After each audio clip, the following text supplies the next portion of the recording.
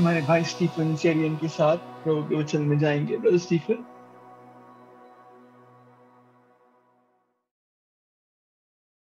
can you switch on your camera and video, brother? Your audio. Yes, thank you. We'll spotlight you. Yeah, thank you. Thank you so much, brother. परमेश्वर के नाम की महिमा हो। The Lord's name be glorified. मैं परमेश्वर का तहे दिल से धन्यवाद देता हूँ इस सुंदर समय और अवसर के लिए जो प्रभु ने मुझे इनायत की कि इस प्रकार एक बार और आपके उपस्थिति, आपके सन्मुख, आपके संगति में आकर और प्रभु की महिमा कर सकें। I really thank the Lord for once again giving this blessed opportunity to have this fellowship during this time with you. पिछले बर्तमा जब मैं आपके संगति में आया, मैंने कभी नहीं सोचा था एक और अवसर मुझे मिलेगा। When I came last time, I didn't realize I'd get another opportunity to come. लेकिन मैं परमेश्वर का धन्यवाद देता हूँ और आपके यहाँ जिम्मेवार भाइयों का भी, खास तौर से प्रोफेसर चन्नी साहब का आभारी हूँ। आपने मुझसे संपर्क किया, एक और अवसर, सुंदर अवसर दिया। मैं आप में, प्रभु में आपका सबका आभारी हूँ। I really thank the Lord for all of you, especially those who are in charge there, that you gave me another opportunity to be in fellowship with you today. प्रभु के वचन के सन्मुख बड़ी प्रार्थना के साथ, उत्साह के साथ हम ठहरे रहें ताकि प्रभु का वचन सुनकर उसका आज्ञा पालन करके प्रभु से हम अपने आत्मिक जीवन में अनुग्रह आशीष प्राप्त कर सके। We wait on the Lord to know, to get His word from Him, so that we can obey the word and be blessed in our lives. आज सुबह उसी विषय को मैं जारी रखना चाहता हूँ जो विषय मैंने पिछले बार आपके साथ बांटा था। Today morning, I once again like to continue from where I left off last time. वे काम जो विश्वासी को सदैव करते रहने चाहिए। Those works a believer ought always to keep on doing. कुछ काम हैं एक विश्वासी के तौर पर जो हमें हमेशा सदैव निष्दिन करते रहने चाहिए। There are some works that a believer ought to do continuously, regularly, daily. उसकी सूची बहुत लंबी है, लेकिन कुछ प्रमुख बातें आज मैं आपके साथ रखना चाहता हूँ। It's a very long list, but I like to keep some things in front of you this morning. पिछली बार हमने देखा एक विश्वासी को सदैव परमेश्वर पर भरोसा रखना चाहिए। Last time we saw a believer ought to trust in the Lord always. फिर हमने देखा एक विश्वासी को सदैव निरंतर प्रार्थना करते रहना चाहिए। And we saw last time that a believer ought to pray at all times. और फिर हमने ये भी देखा पिछले बार एक विश्वासी को सदा गवाह बनकर प्रभु की गवाही नित्य देनी चाहिए। And we saw that the believer ought to testify of Jesus Christ at all times, be His witness, preach His gospel at all times. उसी विषय को आज सुबह भी हम जारी रखेंगे और कुछ और विश्वासी को हमेशा करना है उस बारे में प्रकाश डालेंगे। We will keep on moving. We'll keep moving from there to see what a believer ought to do at all times. मेहरबानी से एक पद पढ़ें, भजन संहिता 34 उसका पहला पद। Psalm 34:1. Psalm 34 and verse 1 in Hindi and English. मैं हर समय यहोवा को धन्य कहा करूंगा, उसकी स्तुति निरंतर मेरे मुख से होती रहेगी। I will bless the Lord at all times. His praise shall continually be in my mouth. एक विश्वासी को सदैव परमेश्वर की स्तुति करते रहना चाहिए। A believer ought to praise the Lord at all times. भजन का लेखक दाऊद बादशाह इस बात को सुंदर रीति से हमारे सामने प्रस्तुत करते हैं। And here the psalmist David, he very beautifully keeps this thing in front of us. और वो कहता है, मैं हर समय परमेश्वर यहोवा की स्तुति करता रहूंगा। He says, I will continue to praise the Lord at all times. यदि हम इसका संदर्भ को देखें, इस पद का, इस भजन संहिता का, if we look at the context Psalm 24, पहला शमूएल 21 अध्याय 12 से 15 पद आप पढ़ेंगे तब आपको इस भजन का संदर्भ अच्छी तरह समझ में आएगा। 1 Samuel 21, 12 to 15. If you look, hear it carefully, read it carefully, you will realize the context of this message. शाऊल राजा दाऊद दुश्मनों के बीच में है और बहुत विषम परिस्थितियों में फंसा हुआ। David is amongst enemies and he's caught in a terrible situation. और उस संदर्भ में प्रभु ने जब उसको छुड़ाया, तब दाऊद ने भजन 34 और भजन 56 इन दो भजन संहिता को लिखा। And then when the Lord delivered him, he wrote Psalm 34 and the other psalm is, brother? 56, 56। Psalm 56. हम 56 भजन से भी कुछ पदों को अभी पढ़ेंगे। We will also read a few verses from Psalm 56. भजन संहिता 56 उसका 8 पद और फिर 11, 12 और 13 पद। Psalm 56 verse 8 and 11, 12 and 13. 8, 11, 12 and 13. तू मेरे मारे मारे फिरने का हिसाब रखता है, तू मेरे आंसुओं को अपनी कुप्पी में रख ले, क्या उनकी चर्चा तेरे पुस्तक में नहीं है? मैंने परमेश्वर पर भरोसा रखा है, मैं ना डरूंगा, मनुष्य मेरा क्या कर सकता है? हे परमेश्वर, तेरी मन्नतों का भार मुझ पर बना है, मैं तुझको धन्यवाद बलि चढ़ाऊंगा, क्योंकि तूने मुझको मृत्यु से बचाया है, तूने मेरे पैरों को भी फिसलने से बचाया है, ताकि मैं परमेश्वर के सामने जीवतों के उजियाले में चलूं फिरूं। When I cry out to you, then my enemies, and you numbered my wanderings, put my tears in your bottle. Are they not in your book? In God I have put my trust. I will not be afraid. What can a man do to me? Woes made to you are binding upon me, O God. I will render praises to you. For you have delivered my soul from death. Have you not kept my feet from falling, that I may walk before God in the light of the living?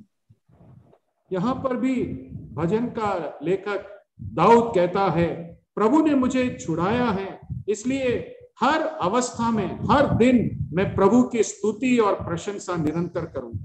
Here David says, the Lord has delivered me from terrible situations, so I will thank and praise him at all times. अजीज विश्वासियों, ये हमारे लिए निहायत ही जरूरी है कि हर दिन प्रभु का हम स्तुति और प्रशंसा करते रहें। Dear ones, it is so vital for us to thank and praise the Lord every day. योहेशू की पुस्तक 6 अध्याय को जब हम पढ़ते हैं, वहां पर देखते हैं कैसे इस्राएली लोग जब परमेश्वर की स्तुति करने लगे, तब यरीहो की वो बड़ी दीवारें नींव सहित गिर पड़ी। In the book of Joshua, chapter 6, when we read the people of Israel, when they started worshipping the Lord, the walls of Jericho fell down flat. इसलिए परमेश्वर जो स्तुति में विराजमान है, हमारा परमेश्वर स्तुति और आराधना के योग्य परमेश्वर, and therefore our God is a God of worship and thanksgiving. कई बार परमेश्वर के कार्यों को हम समझ ना पाए, तो भी परमेश्वर की स्तुति करना, उसकी महिमा करना, ये हमारे लिए सदैव करने वाला एक काम। Sometimes we not understand the works of the Lord, but it is necessary for us to thank and praise him at all times. मैंने एक राहगीर के बारे में ऐसा सुना, I heard about a traveler in this way. वो एक जगह से दूसरे जगह पैदल जा रहा था। He was going from one place to another by walking. वो थक गया, उसने सोचा एक बड़े पेड़ के नीचे मैं विश्राम कर लूं। He got tired, thought I'll take a break under a big tree. और उसने देखा एक बहुत बड़े आम का पेड़ है, उसके नीचे घनी छाया है, तो वो नीचे लेट गया उस पेड़ के, आम के पेड़ के नीचे। Huge mango tree, lot of shade. He lay down underneath the tree. और जब वो लेट गया, तब देखने लगा आम के पेड़ पर छोटी छोटी कैरियां लगी। And when he lay down, he found these small raw fruit on the tree. फिर जब उसने करवट बदला, उसने अपने एक दूसरी तरफ देखा कि मतीरे का बेल लगा हुआ। By what's a matire ka bel? Watermelon. Then he saw on the other side there was this watermelon lying on the ground, because it grows like a plant on the ground. It's a creeper. It's a creeper, right? हमारे राजस्थान में ये मतीरा बहुत मिलता है, तो आपने मतीरे का पेड़ देखा तो आपको मालूम है, ये एक किसी के सहारे चलता है, जमीन जमीन पर चलता है, और वहां पर इतना बड़ा मतीरा उसमें आता है।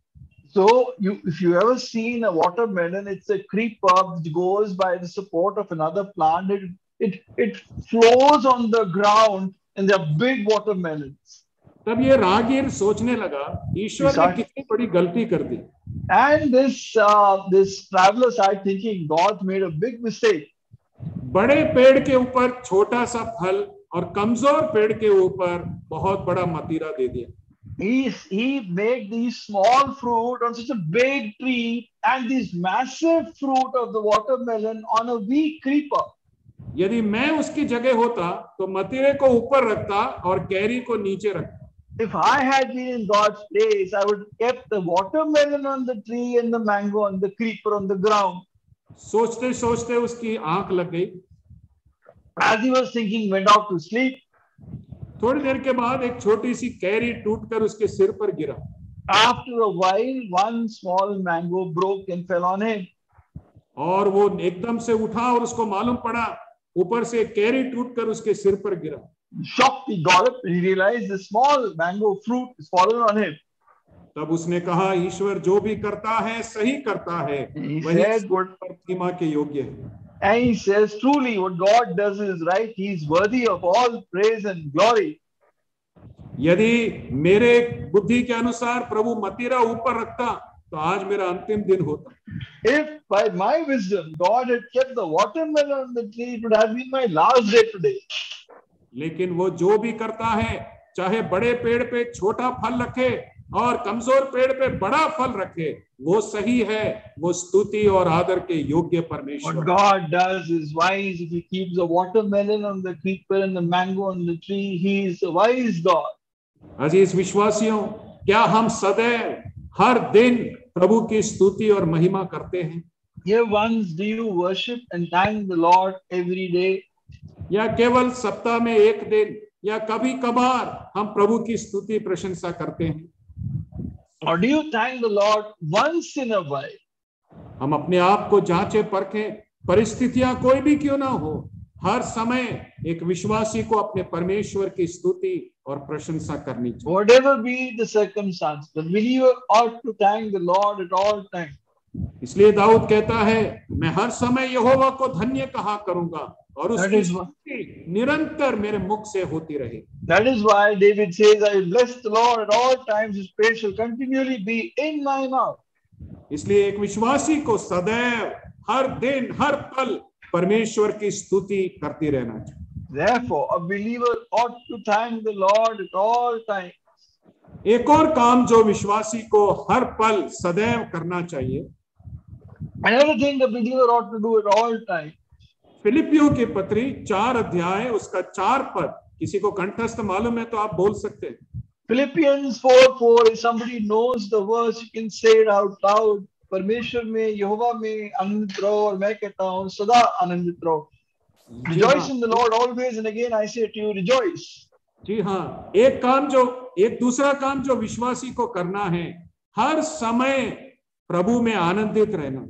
Another thing a believer ought to do is to rejoice in the Lord always.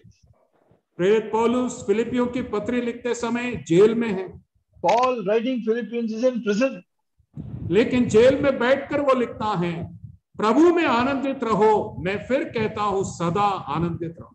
In prison he says, rejoice in the Lord always, and again I say to you, rejoice. हर समय, हर जगह पर, हर पल एक विश्वासी को प्रभु में आनंदित और खुश रहना चाहिए। To rejoice in the Lord at all times, in all places, in all situations. Dawood के जीवन में भी ऐसा अनुभव आया जब वो कष्ट और दुख से घिर गया था। And the situation came in David's life, and he was surrounded with pain and sorrow. तब दाऊद ने क्या किया, हम पढ़ेंगे एक पद। What did David do? Shall we read a verse? पहला शमूएल 30 अध्याय और उसका 6 पद। 1 Samuel 30 and verse 6. 1 Samuel chapter 30 verse 6. और David was great. और दाऊद बड़े संकट में पड़ा, क्योंकि लोग अपने बेटे बेटियों के कारण बहुत शोकित होकर उस पर पथराव करने की चर्चा कर रहे थे। परंतु दाऊद ने अपने परमेश्वर यहोवा को स्मरण करके हियाव बांधा। Now David was greatly distressed, for the people spoke of stoning him, because the soul of all the people was grieved, every man of his sons and his daughters. But David strengthened himself in the Lord his God. यहाँ पर हम देखते हैं दाऊद संकट में पड़ा, परंतु वह परमेश्वर में आनंदित हुआ, परमेश्वर में उसने हियाव मांगा। Here David was greatly distressed, but he rejoiced in the Lord. He found strength in his God. ये हमारा हाल होना चाहिए, हर परिस्थिति में, हर दशा में प्रभु में आनंदित रहना। This should be my condition and yours. Rejoice in the Lord in all situations. पौलुस एक पद में ये अनुभव अपना भी बताते हैं। Paul in one verse explains to us his experience. मेहरबानी से पढ़ें 2 कुरिन्थियों 7 अध्याय और उसका 4 पद। 2 Corinthians 7:4. 2 Corinthians 7 and verse 4. Great is my boldness of speech toward you. Great is my boasting on your behalf. I am filled with comfort. I am exceedingly joyful in all our tribulation. मैं तुमसे बहुत हियाव के साथ बोल रहा हूँ, मुझे तुम पर बड़ा घमंड है, मैं शांति से भर गया हूँ, अपने सारे कलेश में मैं आनंद से अति भरपूर रहता हूँ। यहाँ पर प्रेरित पौलुस कहते हैं, मैं अपने सारे क्लेश में आनंद से अति भरपूर रहता हूँ। Here he says, I am exceedingly joyful in all our tribulation. केवल क्लेश में आनंदित नहीं, क्लेश में आनंद से अति भरपूर रहता हूँ। Not just joyful, but exceedingly joyful in our tribulation. मुझे आपको बताने की जरूरत नहीं है, किसी भी चीज की अति खराब होती है। Pardon, brother, किसी भी चीज की अति या ज्यादा खराब हो जाती है। Tell you the truth, anything done over much is bad. लेकिन विश्वासियों का आनंद, वो इतना अति भरपूरी से वो आनंदित रहते हैं, वो प्रभु में मगन हमेशा रहते। But the believer who is exceedingly joyful in the Lord rejoices in the Lord. मुझे नहीं मालूम आपको फैनी क्रॉस्बी के बारे में मालूम है? I don't know whether you know about Stephanie Crosby or not. एक परमेश्वर की दासी थी जिन्होंने प्रभु के लिए बड़े काम किए। Handmaid of Christ, she did amazing things for the Lord. जब वो 6 हफ्ते की थी, एक नकली डॉक्टर की लापरवाही से वो हमेशा के लिए आंख से अंधी हो गई। When she was 6 years old, because of a quack, she lost her eyesight. 6 weeks old, she lost her eyesight. और वो भी उसकी कोई गलती नहीं, कोई झोला छाप नकली डॉक्टर के दवाई के कारण वो अंधी हो गई। And not her mistake. Some quack, she got his medicine and she was blind. लेकिन उसके माँ बाप ने उससे प्रेम किया। But her parents loved her. प्रभु यीशु मसीह के बारे में बताया। Told her about Christ. और प्रभु यीशु मसीह को उसने ग्रहण किया, बपतिस्मा लिया और प्रभु की महिमा के लिए उसने अपना जीवन। She received the Lord in her life. She got baptized and gave her life to the Lord.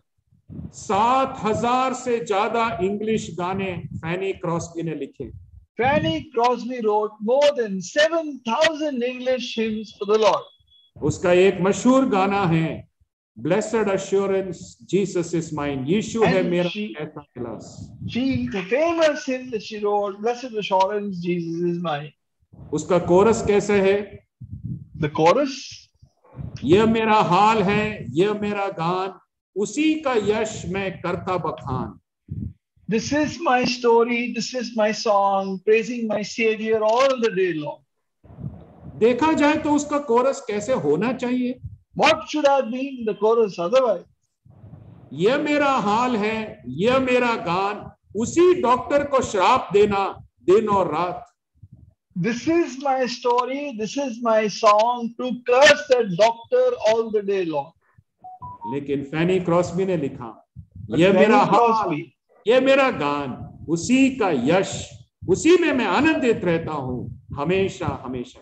But instead she wrote, this is my story, this is my song, praising my Savior all the day long. I rejoice in it. हमेशा प्रभु में आनंदित रहे। Rejoice in the Lord always. अजीज विश्वासियों, हमारा हाल क्या है? हम अपने आप को परखें, जांचें। Dear believers, what is our real situation? Let us examine ourselves. क्या जिंदगी के हर परिस्थिति में, हर दशा में हम ये कह सकते हैं, मैं प्रभु में आनंदित हूं, मैं खुश हूं? And I say, in all circumstances of life, I am joyful in Him. कई बार जब कुछ लोगों से, खासतौर से विश्वासियों से पूछते हैं कैसे हैं, Sometimes you ask believers, how are they doing? आपके रुड़की की बात नहीं कर रहा, हमारे राजस्थान में जवाब आता है एवं ही है. And not about Roorkee, but in Rajasthan they'll say "Any," which means it's okay, not great.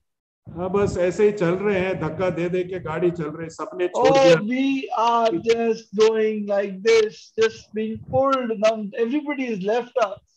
लेकिन ये हमारा जवाब नहीं होना चाहिए. But this should not be our answer.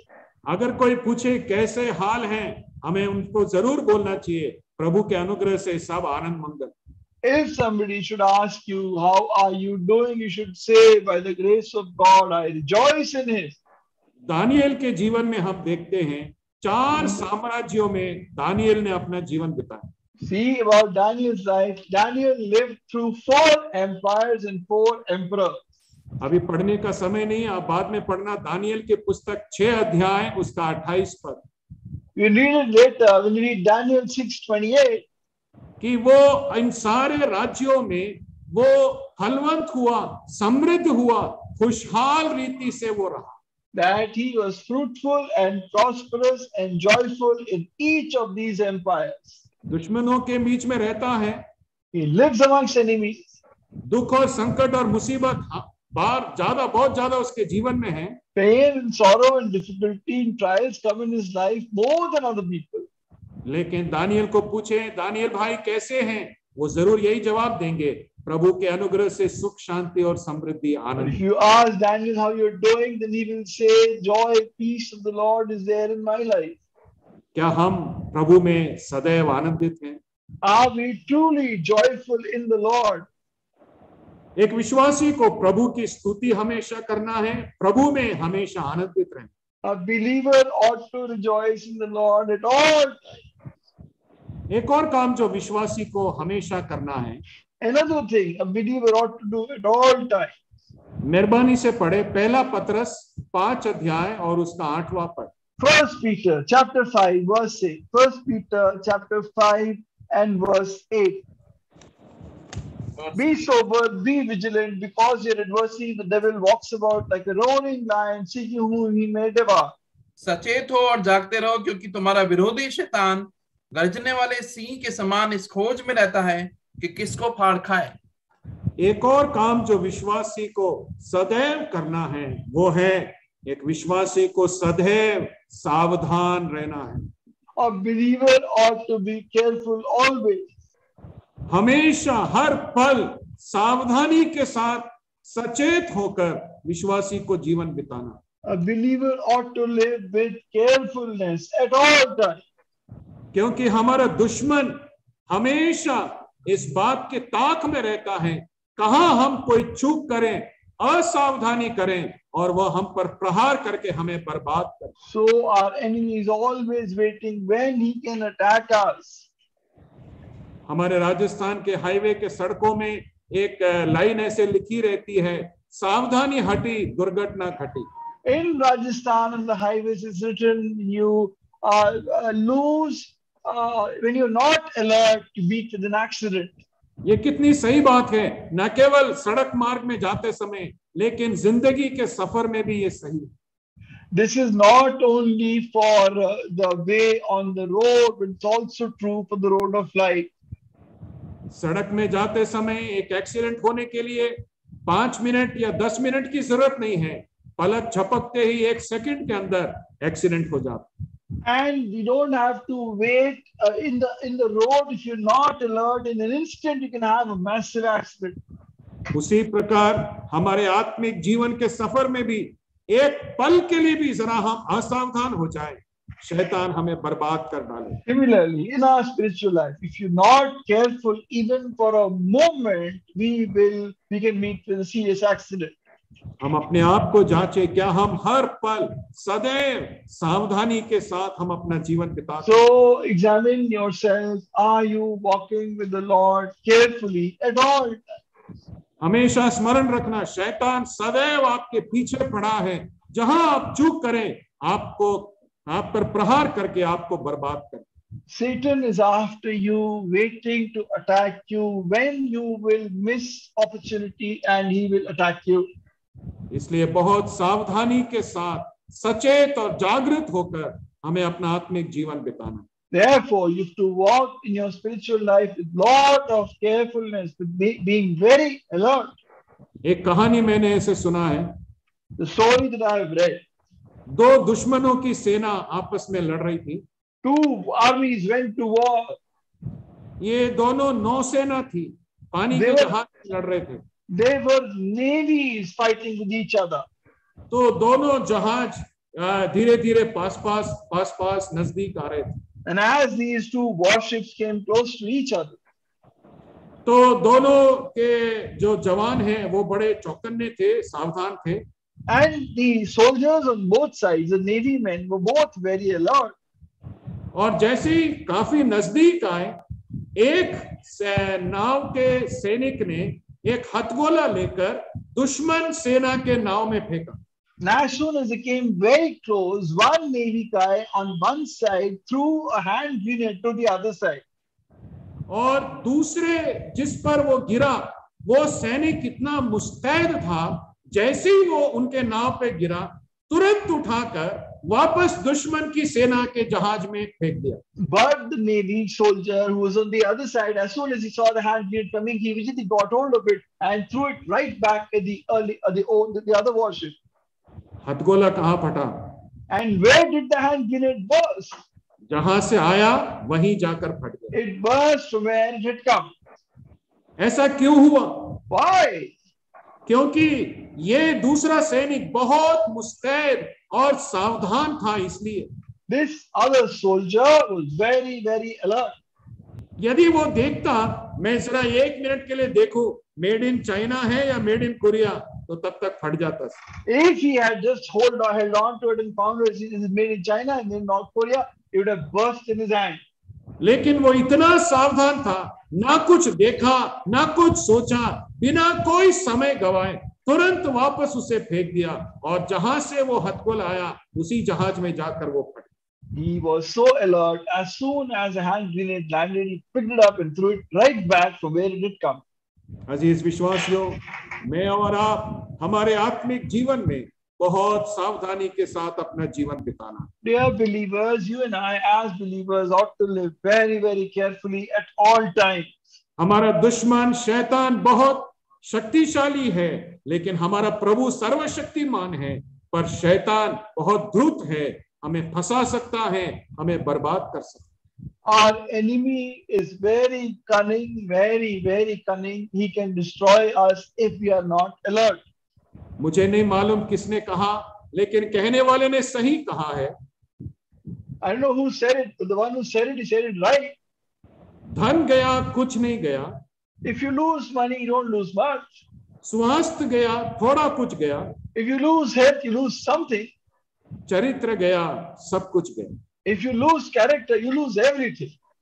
शैतान यही ताक में रहता है, हम चरित्र हमारा बर्बाद कर। Satan is on the lookout to destroy your character. एक दूसरे प्रभु के दास ने इस प्रकार कहा है, Another man of God has said like this: जब मैं सही काम करता हूँ कोई याद नहीं रखता है, when I do the right thing, no one remembers. लेकिन जब मैं गलत काम करता हूँ कोई भी कभी भी भूलता नहीं है। But when I do something wrong, no one ever forgets. मैं एक और बार दोहराना चाहता हूँ, ध्यान से I want to सुनिए। repeat one thing again. जब मैं सही काम करता हूँ कोई भी याद नहीं रखता, When I do the right thing, no one remembers. लेकिन जब मैं कोई गलत काम करता हूँ कोई कभी भूलता नहीं है। When I do something wrong, no one ever forgets. सावधान सावधान होकर जीना मेरे You have to live carefully. You and I have to live carefully. हम अपने आप के जीवन को जांचें, क्या हर पल सावधानी के साथ हम अपना जीवन बिताते हैं? Let us examine our lives. Do I live my life carefully? एक और काम बताकर मैं समाप्त करना चाहता हूँ। Another thing I'll share with you and end. पढ़ेंगे मेहरबानी से दूसरा पत्रस 3 अध्याय 10 पद से 14 पद तक। 2 Peter chapter 3, 10 to 14. 2 Peter chapter 3, 10 to 14. परंतु प्रभु का दिन चोर के समान आ जाएगा।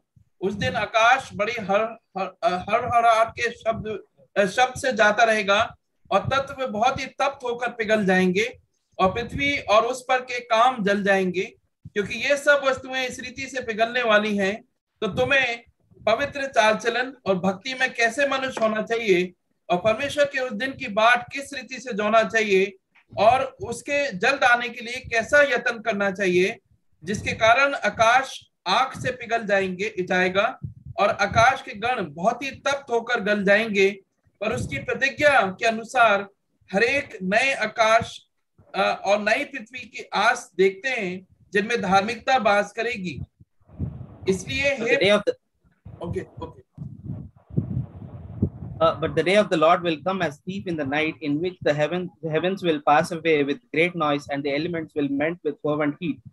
Both the earth and the works that are in it will be burnt up. Therefore, since all these things will be dissolved, what manner of persons ought you to be in holy conduct and godliness, looking for and hastening the coming of the day of the God, because of which the heavens will be dissolved, being on fire, and the elements will melt with fervent heat.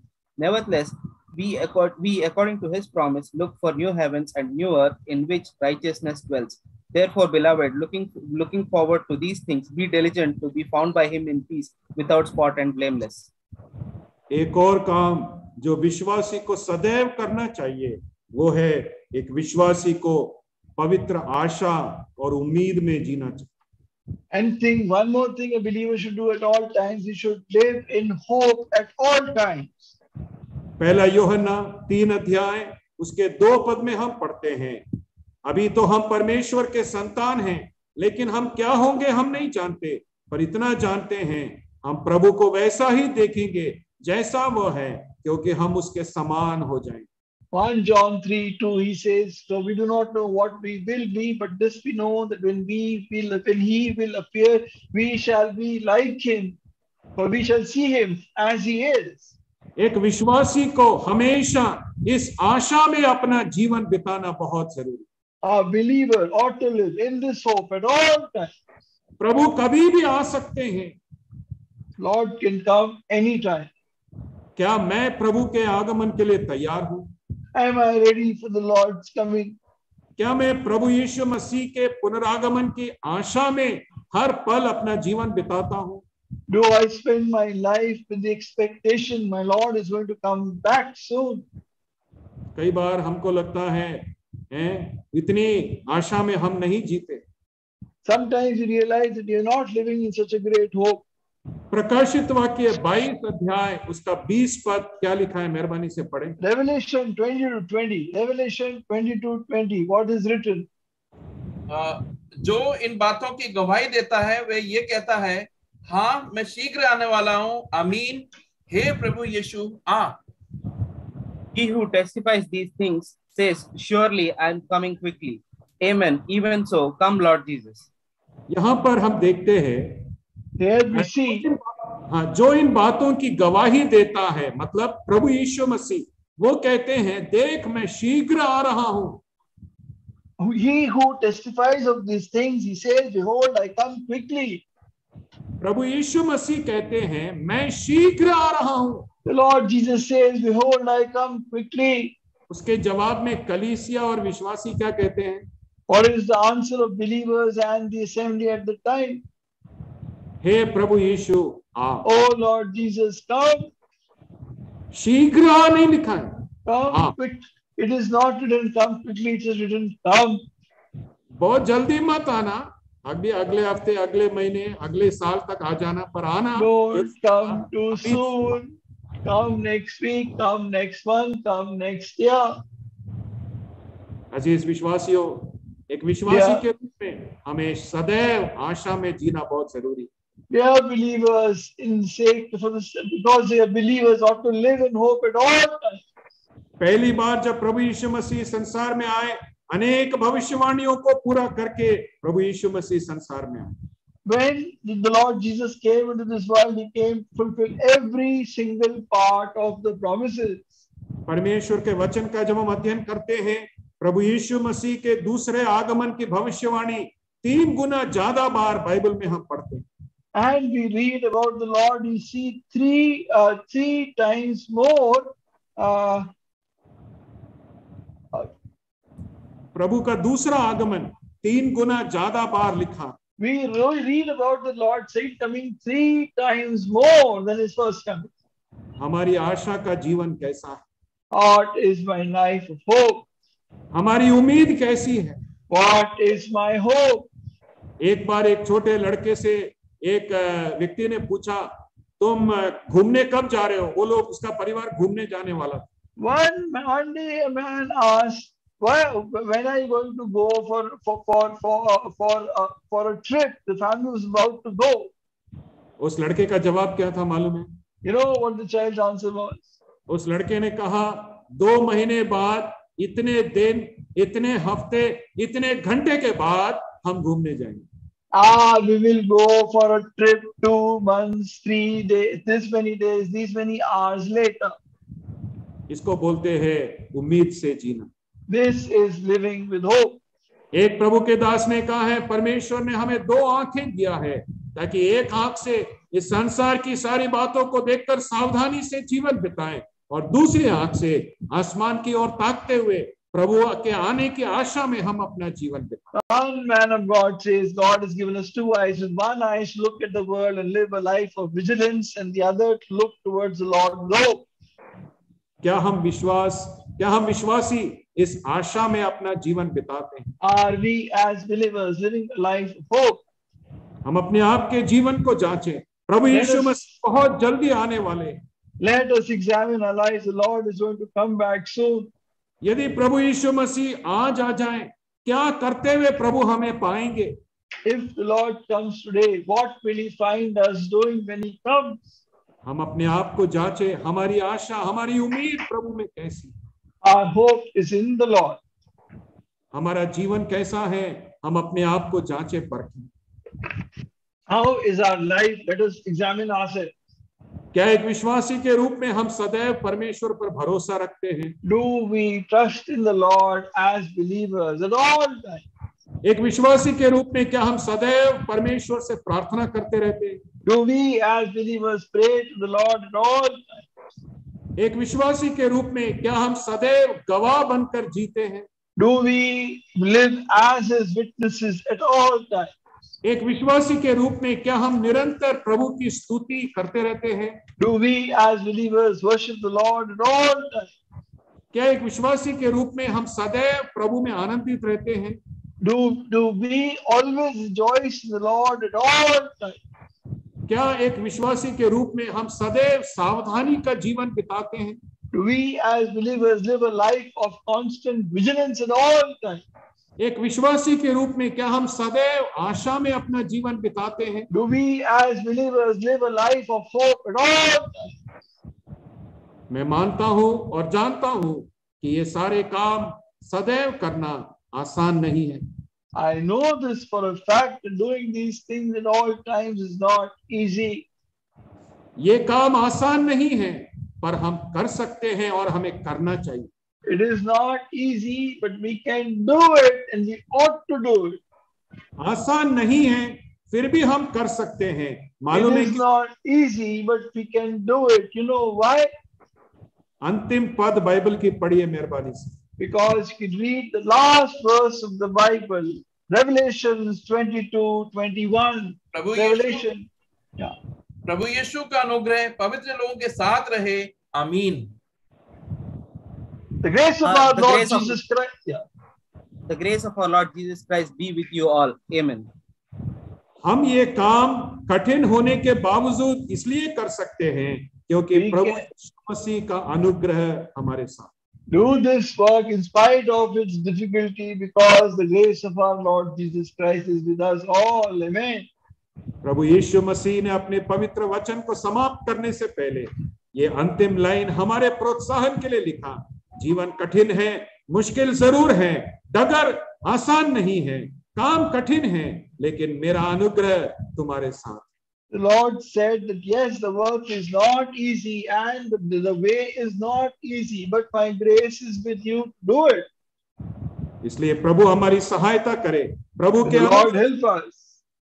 प्रभु के अनुग्रह से सच्चे समर्पित विश्वासी बनकर जीने के लिए प्रभु मेरी और आपकी सहायता और मदद By करे। the grace of God, to live a life as a consecrated, submitted believer.